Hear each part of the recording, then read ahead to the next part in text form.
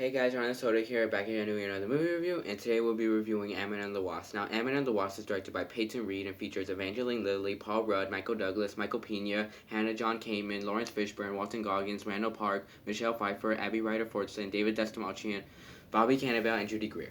So the plot of Ant-Man and the Wasp is it takes place 3 years after the events of the first Ant-Man movie and 2 years after Captain America: Civil War. So then that's where the events mostly kick in is for the events after Captain America: Civil War. So after Captain America: Civil War, it's been 2 years that what's his name? Scott Lang has been under house arrest. So he's been under house arrest for 2 years, and his days in house arrest are almost done. And so what Scott has been doing is he's just been chilling at home, just spending time with his daughter, and yeah, that's basically just what he's been doing. He's just chilling at home under house arrest, and let me think. So he's just trying to he's just trying to wait for his days of house arrest to be over because like they're almost over from the time the movie takes place in. So yeah, and then we follow up with Hank and Hope Pym who they haven't seen Scott in so long. Like they haven't even seen Scott in like 3 years actually. And let me think. Yeah, so Hank and Hope, what they've been doing is like they've been studying the quantum realm a lot, cause in the events of the first anime movie. Okay, this is a little spoiler for the first anime movie if you haven't seen it. So just skip like 20 seconds or something like that if you haven't seen the first anime, cause I'm gonna put in a huge spoiler that happens in the movie. So in the events of the first Ant-Man, what was I gonna say? So yeah, in the events of the first Ant-Man, we see that um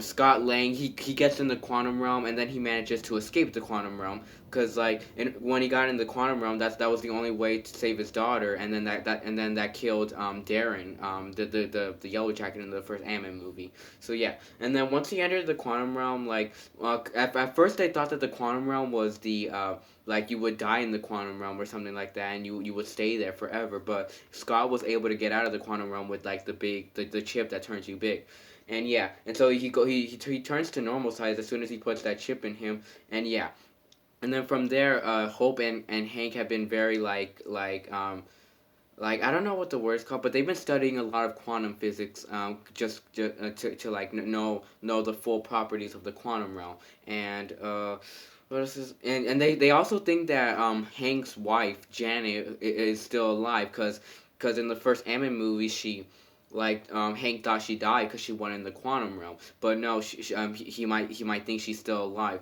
and Hope is working with him too because Hope really wants to see her mother too, yeah. What was I saying? Let me think. So yeah, that's basically what they're doing is they're trying to they're studying the quantum physics and they're trying to get Janet out of the quantum realm, and so later on they try to get not later on towards the first act they try to get Scott to what was I just thinking? What was I just thinking? Yeah, so they try to get Scott to help them out. Like they sneak him out of house arrest. Like they take out his thing and they put it on their giant pet ant. Is there anything else I should say? So yeah, they take him in and like they have him help them with like the stuff that they need with the stuff they need, and they even give what's his name, Scott, the suit back. Yeah. But like Scott says that he destroyed the suit, in which he actually didn't. But they give him a new suit, but it's a work in progress. So he keeps turning like to a midget, to back to small, to back to big, but like not under his control. Anything? Is there anything else I should say? What else about the plot should I say? Oh yeah, and then we get to the villains of the movie. The villains are Ghost and Bill Foster. So what their plan is that ever since Ghost was a little kid, I think there was like a there was an explosion in her house, in her apartment, like that whole building she was staying in, like there was an explosion that happened at that time, but she barely managed to survive that because like I think her father was inventing something, and like she went in there, and like from there that made her like look like that made her look kind of like a ghost actually. Like she's able to vanish and to like kind of like glitch, I would say, like kind of glitch, I would say. Like she looked like she looks like she's always like glitching like a video game. Yeah, and also she can, yeah, she can go through walls and stuff like that. And so what she wants to do is she wants to steal Hank's research, so like Hank's quantum research, so she can get better. And so she gets this other dude named Bill Foster, who was Hank's former assistant back in like the 1980s. So yeah, but like Bill's just helping Ghost out with what she needs, but he's helping her the correct way though. Like he does not want to do much of anything bad to help her. Is there anything else I should say about them? Let me think. So yeah, and also Hank and Hope have this building actually. Like they have this building that can turn big and small. Like they can turn it small so they can like easily transport it because like that building has all their quantum physics and their research and everything. So they always like shrink that so they can transport it. But like Ghost is always stealing it and all of that. So yeah, I think that's basically the whole plot of the movie. And I think yeah, and Hank and Hope are keep trying to like take the lab away from Ghost and like trying to like retrieve it from Ghost and all of that. Yeah, so that's basically the whole plot of Ant-Man and the Wasp. Now, do I like Ant-Man and the Wasp? Eh, it's okay. It's an okay movie. I mean, it's very mediocre. It's a super mediocre film, I would say. It is like the one of the most mediocre films I've ever seen. Actually, like this is a very okay movie. I would say, like literally, this movie is not like very memorable. Actually, like I don't even think it's the most memorable MCU movie. Actually, and it's not really. And just like Doctor Strange, it's not really one I want to go back to rewatch all that often. Is there anything else I should say? So yeah, this movie's just very mediocre. It's just like, yeah, I think that's all. I think that's what I should say. It's just this movie's just very mediocre, and there's a lot of like plot lines and everything that's so messy. Like this movie's so messy. It's all over the place. Like there's a lot of plot lines to this movie that don't really make sense. I would say like a lot of the shit that happens in this movie does not make sense whatsoever, and most of the shit that happens doesn't even serve much of a purpose. I would say like this movie like just a lot of just a lot of weird shit happens like that don't really serve a purpose actually. Let me think. Is there anything else I should say? I think that's it. I'll talk about the characters now. Now the characters in this movie are very mediocre too. Like the characters in this movie are really mediocre too. Like there's not even that much good character development to this movie actually. Like I barely even give two shits for any of these characters actually. Like these characters are even a bit dull at times actually. Like I barely even give two shits for any of these characters. Like they're not memorable. You don't care for them. Like literally, it's just like you literally. I just don't like these characters much. But the main characters like Scott, he's still cool actually. He's still cool. Scott, I think he's still a cool character. But what I don't like about this movie is they completely changed Scott's character. Actually, like they changed Scott's character because in the first movie, Scott was very smart and he could sneak into stuff very quickly. And he was like very sneaky. He was very smart actually. Yeah, that's what I really liked about him in the first anime movie. But in here, they completely changed his character and turned him into a dumbass actually. Like he turns very dumb in this movie and he makes a lot of dumb decisions in this movie actually. Like I just feel like he just did so much wrong stuff that really did not serve much of a purpose and he really screwed up things for Hope and Hank a lot. So yeah, I just thought they really changed his character a lot and I did not like it whatsoever. But I thought he was still okay for most of the scenes he was in. Like I thought he was still cool as Ant-Man as yeah, I thought he was still cool like being in the suit and everything, like him in the suit and turning small and helping out Hope and Hank. Yeah, I thought he was still cool doing that. And I really liked the stuff with his daughter too. In the first movie, the stuff with his daughter was mostly just there for like a plot line, I would say. A lot of people thought that. I sort of thought that, but I still liked their relationship in the first one. And in here, I thought they improved on their relationship a lot. His relationship with his daughter was very much like with stealth. I don't even think that's a word actually. It was very like improved. I would say yeah. It was very yeah. I just really liked their relationship a lot. They had such a cute relationship in this movie. I really liked the whole trophy, the best grandma, cause like they ran out of the best dad. That was all the stuff they had. So yeah, I thought that was really funny, the best grandma, and I really liked when they were playing that little game, pretending to be small, but they're in boxes and all of that. So yeah, that whole scene was really cute. Yeah, all the scenes with them are just really cute. I really like.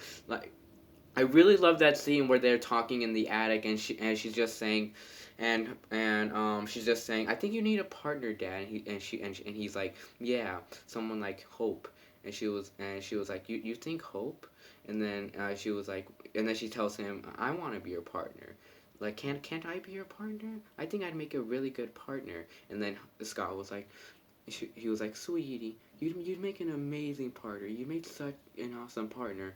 But if I let you do that, then then I'll be a terrible father, wouldn't I? Yeah, that was a really emotional scene actually. Like, yeah, that was just a very emotional scene. So like I said, they had a really cute relationship in this movie. Is there anything else I should say? So yeah, that's one thing that I really love from Scott in this movie. And let me think. And I really like how he's very desperate on trying to go back home. Wait, do I like that or I actually think at times it does get a bit annoying with that, but I think it's pretty funny how he always wants to go home because he doesn't want to get caught by the FBI that he's not home when he should be. Let me think. Is there anything else I should say about Scott? Oh yeah, and I really like that scene where he's at school where he's trying to get his old suit back from the trophy because he hid the suit in the trophy. I thought that scene was really really funny actually when Scott was turning small, but like when he turned small, he looked like a little kid. Like that whole scene was really funny with the suit. It was still a work in progress. That when he turned small, he didn't even like turn like into an ant size. He turned into like a midget size, like a little kid size. Yeah, I thought that whole aspect of the movie was very funny, and I really like when they hid in that closet in the school, and then he turns like really big, and he can barely even fit in the closet. Yeah, that whole scene was very funny, and I really like when he turns into a kid again, like someone like a teacher catches him, and he's like, "Hey, shouldn't you have a hall pass?" And then he just runs. Yeah, that whole scene was very funny. I really like when he was reaching for his daughter's backpack, but he couldn't even reach. Like he was jumping and he couldn't reach, and then Hope just grabs it for him, and then he goes back to the van, and then Hank's like, "How was your day at school, kid? Do you want me to give you some screen cheese and apple and a box of juice?" And he was like, "Wait, do you really have that?" Yeah, that thing was really funny. Is there anything else about Scott I should say? So yeah, Scott I would say he's still funny in this movie. Yeah. So yeah, he's okay. Let's talk about Hope in this movie. Now I gotta say another. Okay, before I talk about Hope, I just want to say another thing I didn't like about Scott in this movie is he had lesser screen time in this movie than he did in the first movie. Actually, like he had less screen time. I would say. Like I mean he's in the movie a lot, but not as much as you would want though. Like he's in it a lot, but at times he's sort of in the background actually. Like he's sort of in the background most of the time, and he's not really doing much stuff important for the plot at times, and it's mostly just Hope who gets taken over actually. Like Hope is I would say is mostly the main protagonist of this movie actually. Like I would say most of the screen time goes to her actually. Like I would definitely say like she's definitely the main character actually. Like she's the main plot point to the movie actually. Like I would definitely say she has more character development than Scott did actually. Like I just didn't like that how she had most of the screen time than Scott did. Like this is Ant-Man movie, not a Wasp movie. It's an Ant-Man movie. Give Scott the more screen time actually. Don't give it all to Hope. Yeah, I just didn't really like. I just didn't really like that actually. But I still thought Hope was cool in this movie. I thought she was solid in this movie.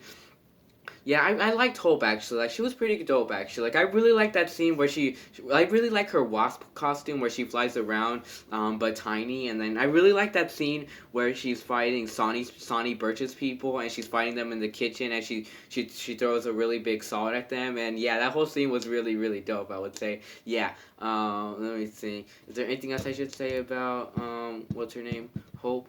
Let me think. Oh yeah, and I really like all this stuff with her trying to find her mother and all of that. I thought she was pretty emotional in those scenes. Let me think. Is there anything else about Hope I should say? So yeah, I think she's really cool in all the action sequences she's in. I really like her in I really like her in the end battle too. I thought she was really cool in the end battle, and yeah, she was pretty cool. Is there anything else I should say about Hope? Let me think. Let me think. I think that's it about Hope for now. Yeah, Hope was pretty cool, and we get out to Hank Pym. Now Hank Pym, he was okay in this movie. I mean I don't really care for like the whole thing. Let me just say, the whole thing with them trying to find their mother and all of that, with like them trying to find Janet, I didn't really care for that actually. Like I just didn't really care for that. I found that whole sequence to just be very boring actually, and I just didn't really like get into it much. Excuse me. So yeah, just that whole scene, that whole subplot was just that whole plot was just very boring. I just didn't really like it much. Let me think. Is there anything else I should say? But yeah, but I thought Hank Pym was still he was still cool in this movie. I would say like I still thought Michael Douglas portrayed him really cool actually, and I thought his character with finding the with finding his wife and all of that. I thought he had some pretty good emotion with that. I think. So yeah, and I really like how he's very eager to find his wife too. Like he's very eager to find his wife, and he can do anything to do it actually. Like, and I that whole sequence was really cool with him. Let me think. Is there anything else about him I should say? So I think that's it about him. And then we get to Luis, Scott's friend, the Mexican dude. I thought he was still really funny in this movie. Actually, I thought that whole team was Luis's team and all of that. I thought they were still really funny in this movie. Actually, like I thought he was still very funny. I thought they were definitely the funniest part of the movie. Actually, I really liked that whole truth serum thing. Like the whole truth serum thing. Like I just thought was so hilarious. Actually, where Sonny Birch was giving him a truth serum to tell him where Scott and them were because they want to get the lab, but like he's just doing so much of the truth, like he's just saying his backstory and everything, how he met Scott and like all this other random shit that has nothing to do with where Scott is. Yeah, that whole scene was really funny, and they still brought back the things from the thing from the first Ant-Man where when he's saying these people are saying stuff and all of that, like when people are talking in his flashback, it's not their voice, it's his voice, and yeah, that whole scene was just very funny. So yeah, he was still really funny, and I really like that whole the whole candy thing out the whole candy stick thing. I forgot what they were called, but it's like those candy sticks you get from like those candy sticks that like that have those heads, and then you take off their heads and you get the candy. Yeah, I really like that whole thing with him where he was like, Cassie gave this to me for my birthday, and he just keeps eating candy where he eats the candy, and I really like that scene where they turn that candy stick big. I thought that scene was really funny. Um, is there anything else I should say? About Louis. So yeah, he was just very funny, and I really like how he was always helping out Scott. How he was very eager to help Scott with a lot of stuff, and I really like that he was helping out in the end battle a lot too. So yeah, and I really like that scene with the Hot Wheels, where he's like, I can't join you guys. The car is busted, and then they're like, well, use the Hot Wheels, and then he looks through the Hot Wheel things, and then he takes out this cool purple car, and he's like, I love you, Hank Pym, and then he drives in. Yeah, I thought that whole scene was very funny. Is there anything else about it, Luis, I should say? I think that's it about Luis. Now let's get on to the villain to this movie, Ghost. Um, so with her, she's a very boring villain, I would say. I don't really like her actually. Like she's a very boring villain actually. I don't really like all the scenes she's in. She's very boring. I don't care for her whole like plan and everything. I don't care about her vanishing and all of that and how much it hurts when she's like disappearing and all of that and glitching. Like I don't really care for her very much. Like she was a very bad villain, I would say. I just don't give a shit for the villain actually. And at times a villain in this movie kind of feels forced actually. Like at times her character feels forced in this movie actually. Like she like the villains really feel forced to this movie actually. So yeah, I just didn't really like Ghost. Like she wasn't very interesting to me, very boring. Yeah, just that's all I'm gonna say about Ghost. But I thought Hannah John Kamen did an okay job playing her. So let's get on to the secondary villain, Bill Foster. I thought he was okay. I mean, he was not as bad as Ghost was, but I liked how he was willing to help out Ghost, but he wasn't willing to do so many evil stuff, like really evil stuff to help out Ghost. I really like how he was still being good while helping her out, and I really like how him and Hank don't really get along very much. So yeah, I thought I think I like Bill a lot more than fucking Ghost actually. Yeah. So Bill, he was okay. Is there anything else I should say? Now we get on to the other villain to this movie. There's a bit of too many villains in this movie actually, but this villain I would definitely say he is definitely most definitely the weakest villain out of all of them. I do not like him at all, I would say. But I like that truth serum that he introduces. That's the only thing that I like from him is the truth serum. That's it. But other than that, this villain is Sonny Birch. I don't like him at all. But I don't like him at all. He's a very boring villain. I just hate that whole subplot where he's trying to take the where him and all the other villains I keep trying to take Hank's lab. Like they keep trying to take Hank's lab. Like that's basically just this whole plot actually is just taking Hank's lab, then retrieving it, taking Hank's lab, then retrieving it, taking Hank's lab, then retrieving it. That's basically the whole plot of this movie actually. And yeah, I just thought that whole plot was just so annoying actually. Like it was just very irritating. Like it was just such an annoying plot. I did not like that whole plot whatsoever. Yeah, just it was just very irritating, and him trying to take the and literally his whole character in this movie is just him taking the lap. That's such a fucking horrible character, actually. Like I did not like him at all. But the one thing, like the only major thing I like about him is he's played by Walton Goggins, and Walton Goggins, you guys may know he was from the Quentin Tarantino movies actually. Like he was from Django Unchained and The Hateful Eight. And that's the only thing I like about him is he's played by Walton Goggins. But they could have just done so much better with this character, especially since he's played by Walton Goggins, and he's from my favorite director's movies, and he was so cool in those movies. And they should have just done much better with him. Is there anything else I should say about him? Uh, and another thing that I like about him is just the truth serum. That's it. Just the truth serum. And I really like that scene with when in the end when Luis gives him and his group the truth serum, and then they start saying a lot of true stuff. They're like I stole the restaurant. I killed a lot of people and to the cops when they get turned in. So yeah, that whole scene was really funny. And I really like when they're like, this is not truth serum. There's no such thing as truth serum. This is something completely different. But then Luis is just like, no, it's truth serum, dude. Yeah, and I really like when they were telling the truth a lot. When they were telling the truth a lot, they were just like, when they were telling the truth a lot, one of the dudes was like, this is really truth serum. Yeah, that whole scene was very funny. Let me think. Is there anything else I should say? Okay, I think that's it. I think that's it about Sonny Birch. And then we get to the, this dude named Jimmy Woo, the dude that's keeping Scott under house arrest, the one that's in charge of that. He was okay. I mean, he didn't have much of a huge character in this movie, but he was okay. I really liked how he was always keeping Scott under house arrest, and he was always making sure that he was in the house, like he was always on his ass that he was on the house, and I thought that was pretty funny with him.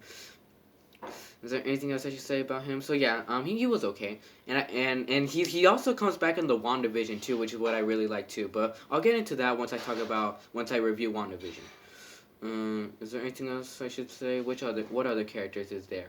And then we get to Janet Pym, the main plot point to this movie. I thought she was okay. She was mostly just the main plot point to this movie, but most of the stuff with her I did not get at all. Like most of the stuff with the quantum shit and all of that, the quantum realm, and with her I did not get at all. Like with the quantum realm, how was she able? Like there's this scene in this movie where she goes into Scott's mind. Like she's able to like give Scott messages in his mind while he's sleeping, and I do not get how she does that at all. Like, how the fuck is she doing that? Like, and how the fuck does she get into? There's literally a scene in this movie where she goes into Scott's body, like where she's in Scott's mind and she's controlling Scott, and then she's even having Scott. She's even like talking with Hank and Hope, like how Janet is, and just that whole scene was just very confusing. Like, how the fuck was she able to like go into Scott's mind and do all this shit? It was just very very confusing actually.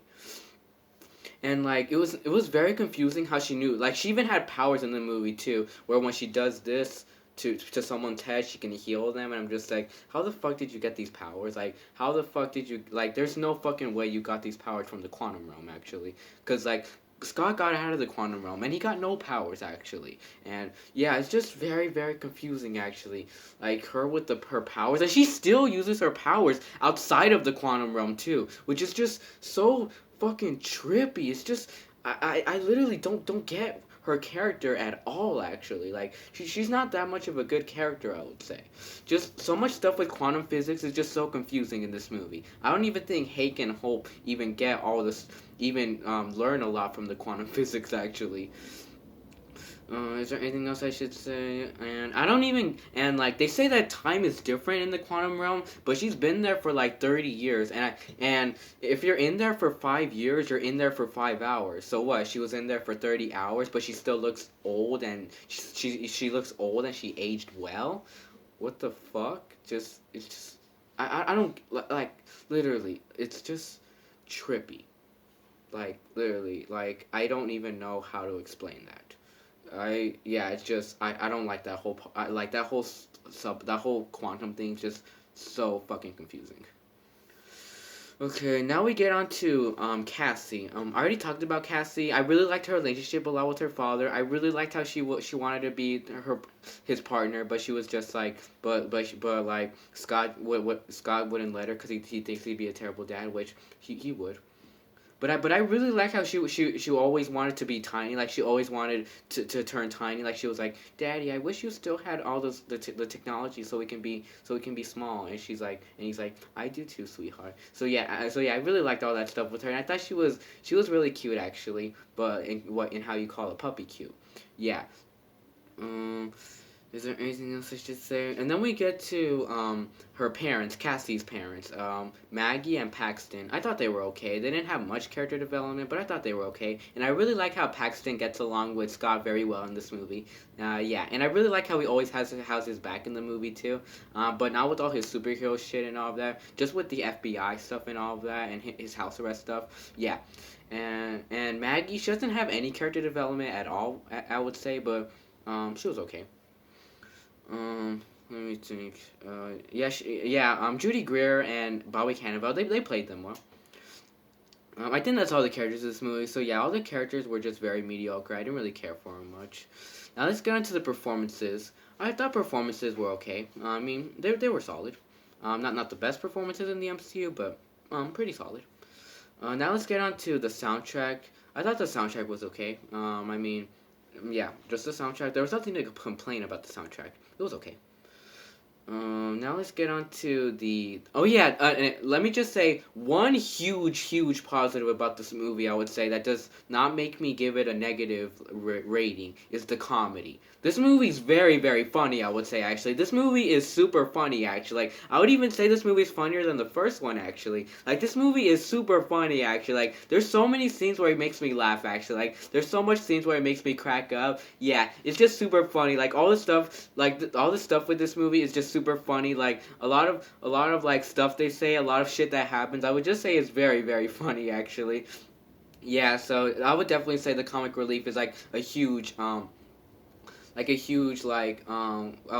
say like a huge.